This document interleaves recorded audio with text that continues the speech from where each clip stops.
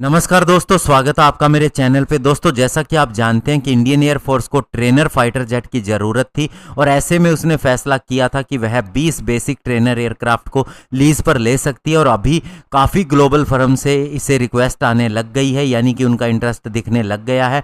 और ऐसे में दोस्तों अब देखना होगा कि इंडियन एयरफोर्स किसे सिलेक्ट करती है। आज इसी के ऊपर बात करेंगे। चलिए दोस्तों शुरू करते हैं।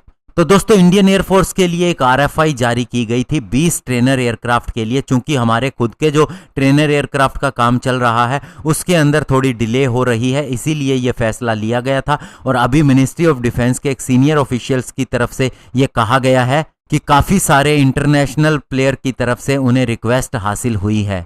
हालांकि दोस्तों आरएफआई में ये साफ साफ कहा गया है कि प्रेफरेंस इंडियन कंपनीज को दी जाएगी। तो ऐसे में दोस्तों ग्लोबल कंपनीज हो सकता है कि इंडियन कंपनीज के साथ में मिलके इसे इंडिया में ही बनाए, या फिर दोस्तों कोई इंडियन कंपनी अगर आगे आती है तो ये भी बेहतर होगा। और जहां तक दोस्तों एचएएल की बात है तो वह HTT-40 ट्रेनर एयरक्राफ्ट का काम कर रही है और इसके भी स्पिन टेस्ट लगभग कंप्लीट हो चुके हैं और जल्द ही इसके भी सारे टेस्ट कंप्लीट हो जाएंगे और उसके लिए इंडियन एयरफोर्स ऑर्डर भी कर सकती है।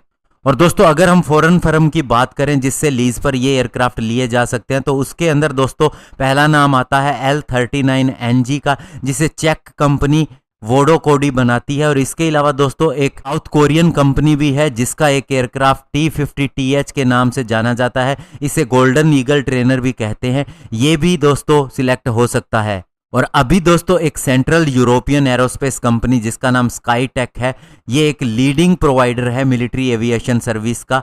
तो दोस्तों इसने भी अभी फैसला किया है कि यह L39NG की फ्लीट को अपने कस्टमर के लिए अवेलेबल करवाएगी, स्पेशली लीज पर देने के लिए। और इसके अलावा दोस्तों आरएफआई के अंदर साफ साफ लिखा गया है कि जो भी कंपनी सिलेक्ट होगी वो एयरक्राफ्ट को मेंटेन करने का काम भी करेगी और साथ ही पायलट के लिए सिमुलेटर भी प्रोवाइड करवाएगी। और इससे पहले हमने दोस्तों स्विस कंपनी पायलेटस के PC-7 ट्रेनर एयरक्राफ्ट भी खरीदे थे। इसका भी फॉलो ऑन ऑर्डर दिया जा सकता था, लेकिन इसके अंदर करप्शन के चार्जेस आ गए और इसीलिए इस कंपनी को ब्लैकलिस्ट कर दिया गया। और अभी HAL से भी दोस्तों 70 बेसिक ट्रेनर जेट खरीदे जाने हैं, लेकिन अभी इन्हें 3 से 4 साल लग सकते हैं।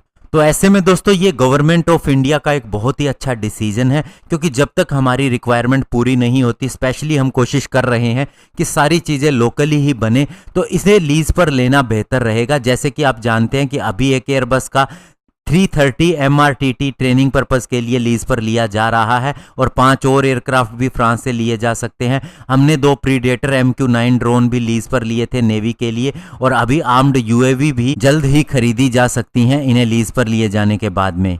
तो ये डिसीजन कुल मिला के बहुत ही अच्छा कहा जाएगा। इससे हमारी रिक्वायरमेंट भी पूरी होती है और साथ ही हमें उस चीज़ का आइडिया भी हो जाता है और फिर नेक्स्ट डिसीजन लेने में हमें ज़्यादा समय नहीं लगता। धन्यवाद। जय हिंद।